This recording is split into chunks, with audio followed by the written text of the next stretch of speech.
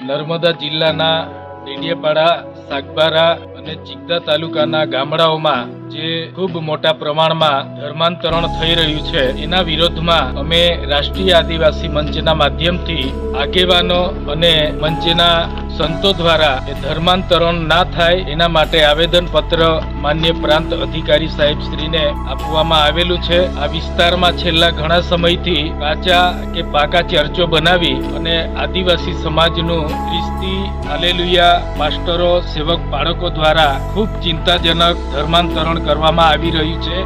જે આવનાર સમયમાં ચિંતાનો વિષય છે. ગુજરાતમાં ધર્માંતરણ વિરોધી કાયદો હોવા છતાં પણ આજે ગામે ગામ અનેક પાસ્ટરો દ્વારા અહીંના આદિવાસી સમાજના રીત રિવાજો, રૂઢિ પરંપરા, આદિવાસી સમાજના પૂંજાતા દેવી દેવતાઓ ઉપર ખૂબ મોટો ઘાત કરી રહ્યા છે. જો આ જ રીતે ખ્રિસ્તીઓ દ્વારા કાર્યક્રમો આદિવાસી વિસ્તારમાં થતા રહેશે તો એ ખૂબ ચિંતાનો વિષય છે. અમે રાષ્ટ્રીય આદિવાસી મંચના માધ્યમથી જેટલા પણ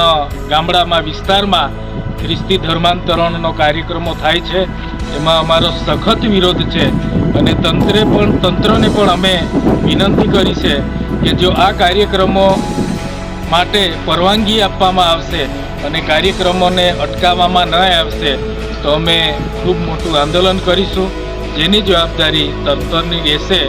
એવી અમે માંગ કરી છે.